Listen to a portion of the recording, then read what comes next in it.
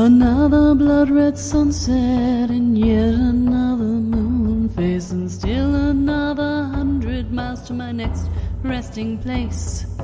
Driving down the road, eyes on the horizon.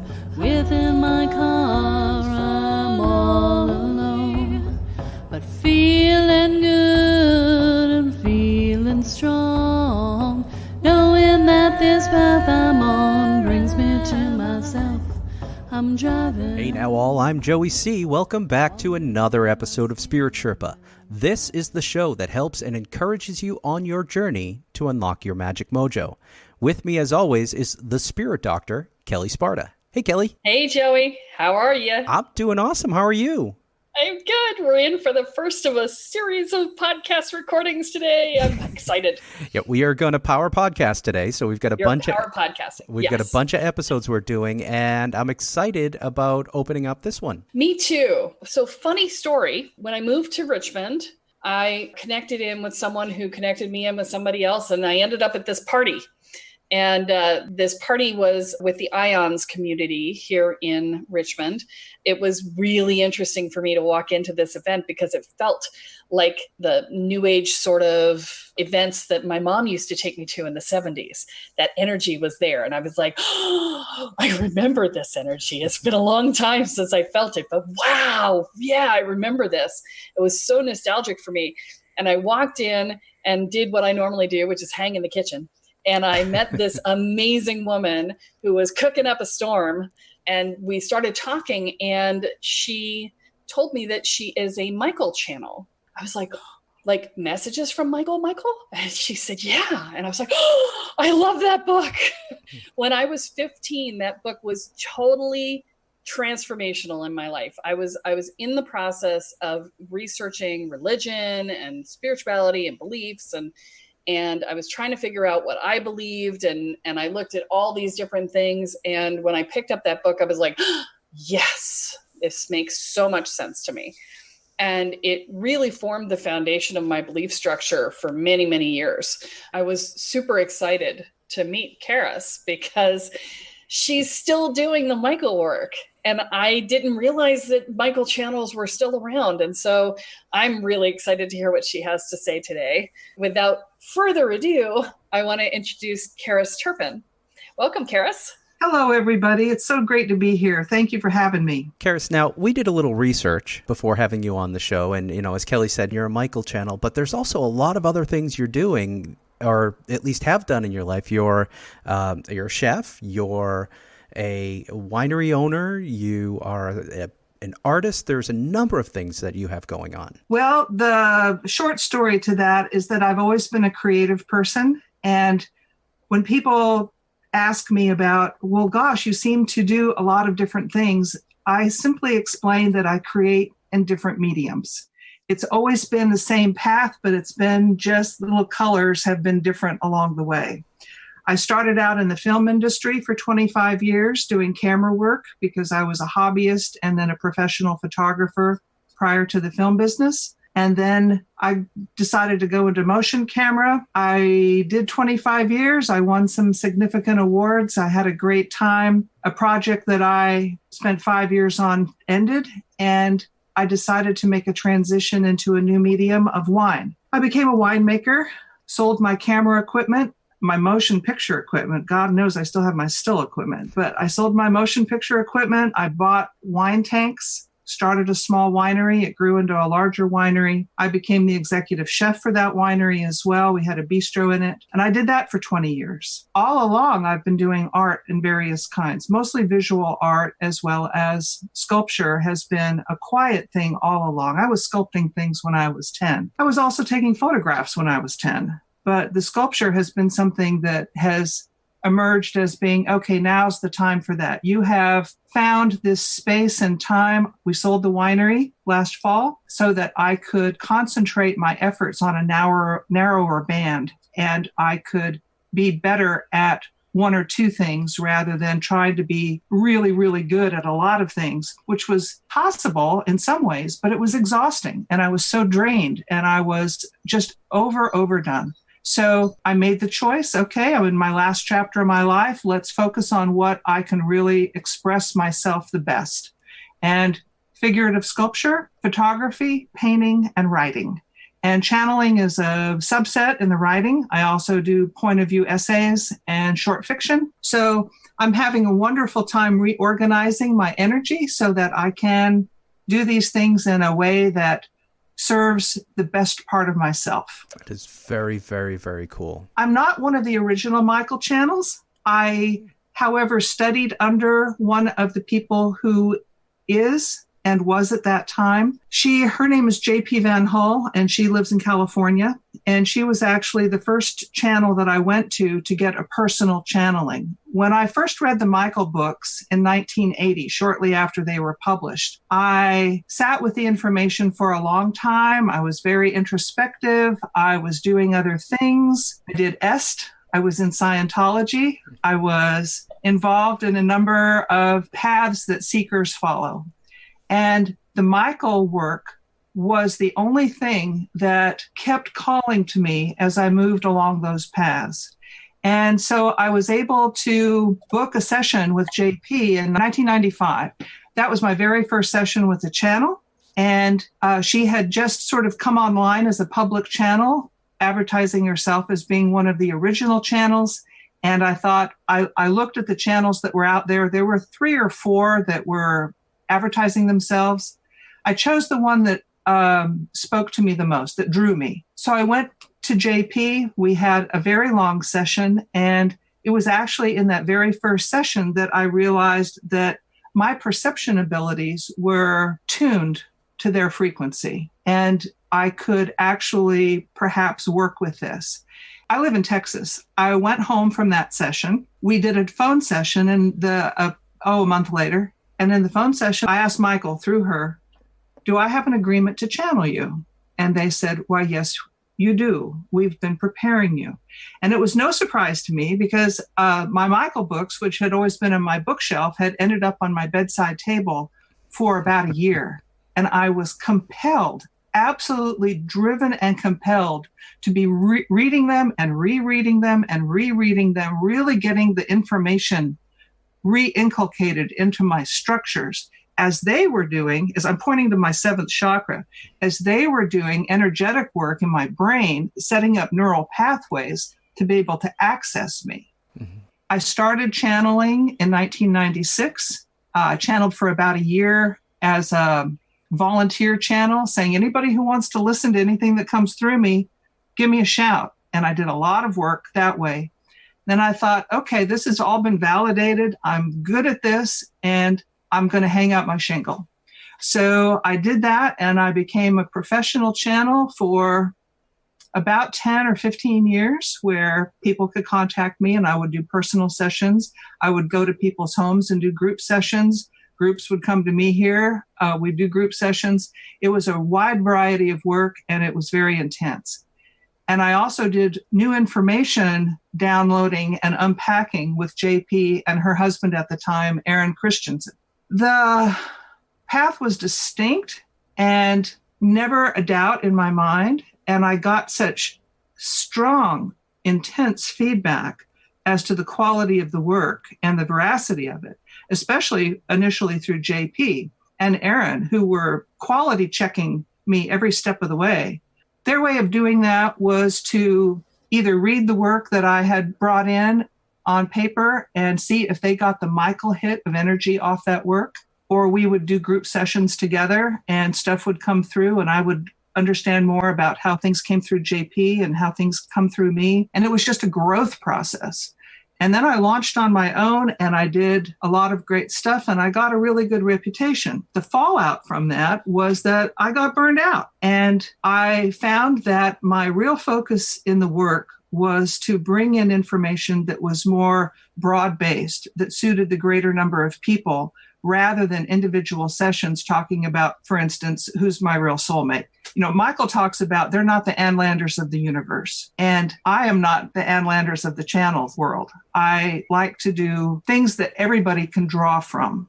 So my work in the last 10 years or so has been all about bringing in information and recodifying information that people can access easily and apply to their own use as necessary. Now, the listeners of this podcast are people who are just getting started on their spiritual journey. They're just getting introduced to a lot of these concepts. Mm-hmm. When you say that you're channeling Michael, what does that mean? Who is Michael? Is it a person? Is it a collection? What does that mean? Yes, it's a collection. Yes, Michael is a collection. They are an evolved group of 1,080 spiritual souls who have cycled off the physical plane, and they are working in the higher planes of existence as teachers to impart information. First of all, the Michael teachings are the same as all of the other enlightened teachers, the great high masters, in that the information is relatively the same. Michael has simply codified it in a way that there's lists and structures and things that are understandable, especially to we in the physical plane who are still working in a lot of linear forms. They exist quite a bit higher above it. They're much, much higher frequency. Conceptually, they're this big rolling mass of work that is sometimes difficult to bring in, and then it's like a ball of yarn. The information comes in like this, and it's a big old ball of yarn. And you have to slowly unroll the ball of yarn and get it into its linear form. And so that we can go, oh, I get it. Now I can take this and I can actually knit with it. I can make the fabric of my life with this material and understand it. The whole purpose for their information is so we can understand each other better, we can communicate better, and we can therefore access Agape more easily. That's the whole point of it. It's not a cult. It's not a religion. They're not gurus. They are information purveyors. And they do it in such a way that we can use the information to help ourselves process all of the inputs that we get energetically on lots of different levels. And we could make a sense of it and make a structure of it and go, oh, I get it. That makes sense. Oh my gosh, I feel so relieved. A lot of it is about relief because that's part of one of the steps to love. And it's been a fascinating journey seeing the world that they live in and how they impart this information into this world. This group of souls are mostly kings and warriors. In the Michael system, there are roles, and this is a role that we take for a series of lifetimes. It's a major energy structure information piece. You're an artisan, a server, a warrior, a scholar, a priest, a sage, or a king. There are 7 roles. You are one of those. And then there's lots of other information bits that you attach to yourself lifetime to lifetime that help you learn lifetime to lifetime, because each time is different. So it gets you set up to learn more lessons. You're not repeating, you're not retreading all the time. I happen to be a king. So this gives me a simpatico in terms of perspective with them. Not all of their channels are kings. Several are warriors, a couple are scholars, a couple are kings. We tend to be in agreement with them for this work because the energy is easier to process, I should say, than some other people have. I'm sad for the word king. And another teaching system, it's 7 roles also, but that entity gives the name of healer of spirits to kings, which I love because that's what I feel that I do. That's what I feel my expressions in art and everything is, so that people can look at this and experience a type of healing from it on a spiritual level. That's what I'm about. So the word king has a ton of baggage attached to it, which is really difficult to deal with sometimes because people respond to me one of 2 ways. Oh, you're my king. I want to follow you. No, honey. I'm a channel. It's about Michael. It's not about me. Love you, but stay over there. The other thing is that they respond, you're a king. Oh my God, what are you going to do to me? You're going to rule me somehow. What's that all about? Oh no. Yeah. And I go, oh gosh, I've got to get over this with these guys, so.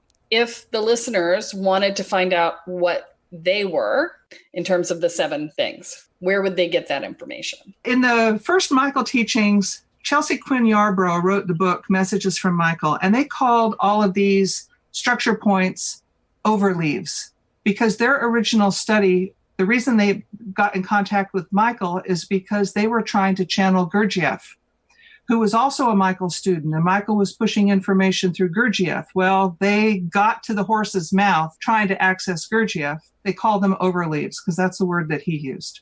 Okay.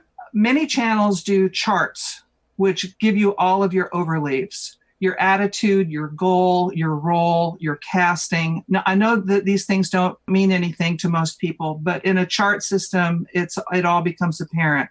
So is it sort of similar to like getting your astrology chart done or your human design chart done? Very much so. In fact, several of the Michael channels also do quite a bit of astrology work because the information tends to tie together at different levels. So you can get your charts done. The websites that are out there that offer links to get your chart done typically cost about $30.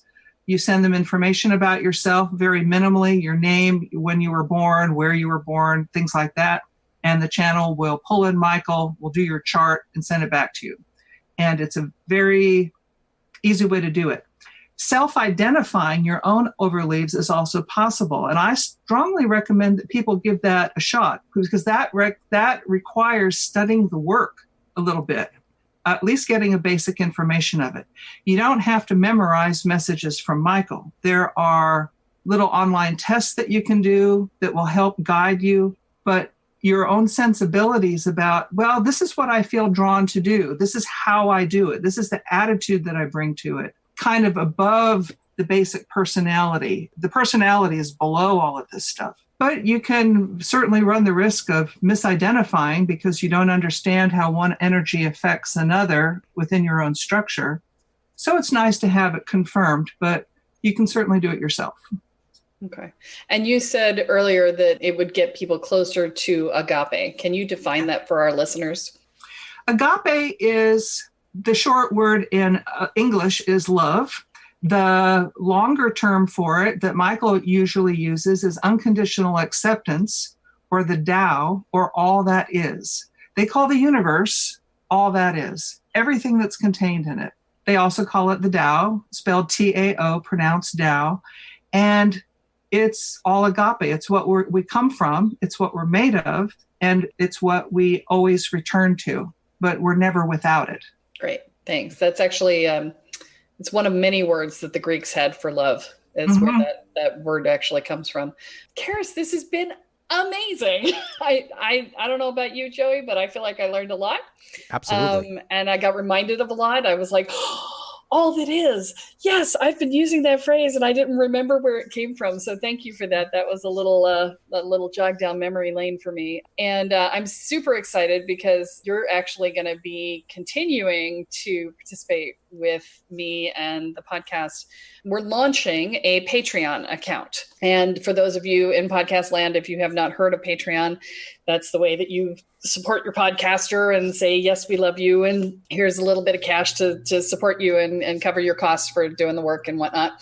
I'm creating a membership site associated with Patreon that is going to include a masterclass from me every month, a bunch of questions for you to ask yourself, to journal on yourself. And then I'm going to be I've already started inviting, and almost everybody has said yes, my guests from the podcast to come and put up some content for you as well as part of this membership site. So we're super excited.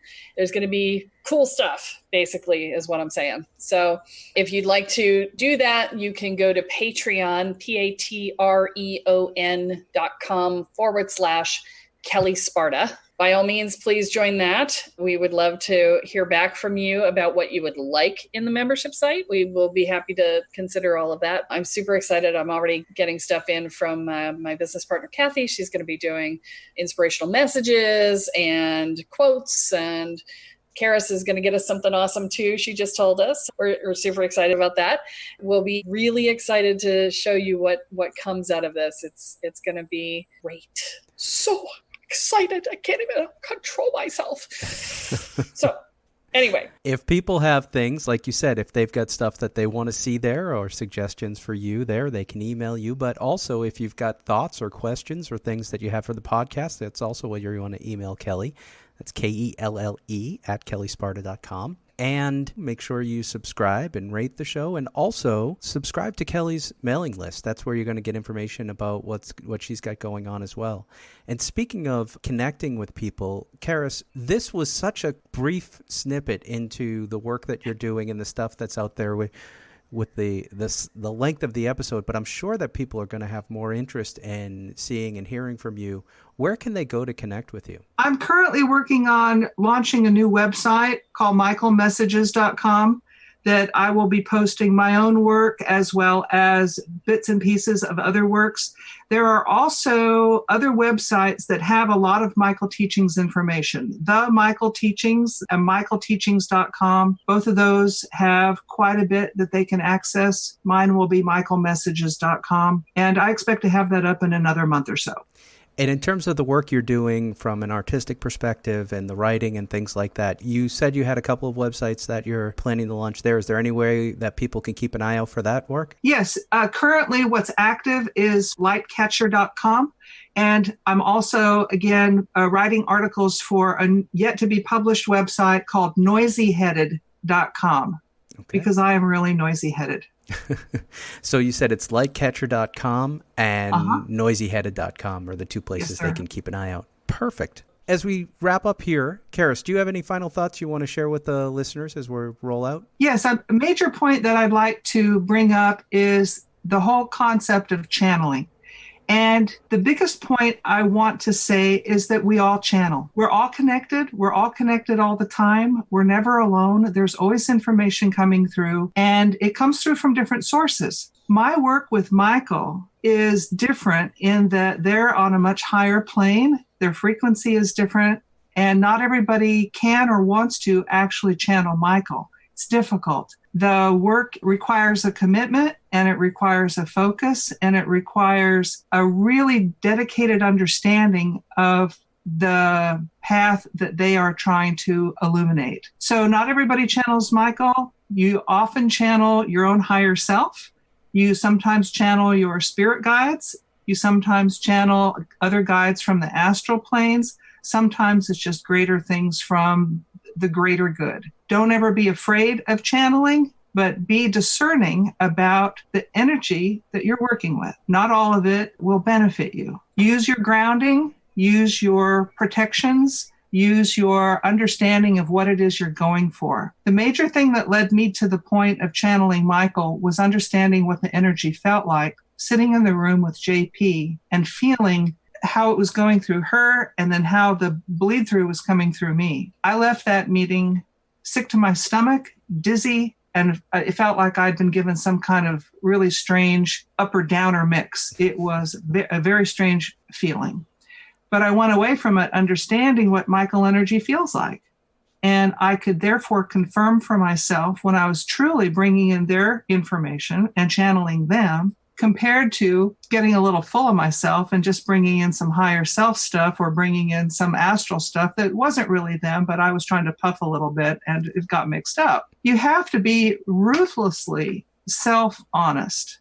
You have to be discerning. You have to be able to apply a type of editorship in the work so that you can retain a clarity and a purpose. And my purpose is always serving the greater good and illuminating pathways. Again, everybody channels. Just be careful how you do it. Awesome. Thank you so much. And I will refer our listeners back to our episode on channeling for more information on how to channel effectively. Awesome. I hope I didn't say anything in conflict with that. Nope, you're fine. Okay. And even if you did, that's okay, because part of this is about everybody getting more information from more sources and seeing that there's multiple perspectives. And I think what you did was you reinforced something that Kelle tries to stress, that aspect of protect yourself and be discerning about what you're working with and understand that there are energies out there that are not necessarily for your best good. Right. And you need to be sure you understand that. And with that, there's opportunities for people if they are interested in channeling. There's a number of classes and things like that they can learn the techniques and how to safely do it. in a way Yes. that doesn't get them hurt. Awesome. Well, thank you both. I think that wraps us up for today. That is all that we have for this week, but be sure to join us next time as Kelle adds another chapter into your beginner's guide to energy, magic, and the spirit world. I'm Joey C. here with Kelle Sparta and Caris Turpin, and you have been listening to Spirit Sherpa. Good night, everyone. Bye. Bye-bye. Each mile I travel over 13,000 now. I'll leave behind a little fear. Spirit Sherpa is the sole property of Kelle Sparta Enterprises and is distributed under Creative Commons BY-NC-ND 4.0 license. For more information about this licensing, please go to creativecommons.org. Any requests for deviations to this licensing should be sent to KELLE@KELLESPARTA.com. That's Kelly@KelleSparta.com. To sign up or to get more information on the programs, offerings, and services referenced in this episode, please go to KelleSparta.com. This episode of Spirit Sherpa has been produced by Honu Voice Productions.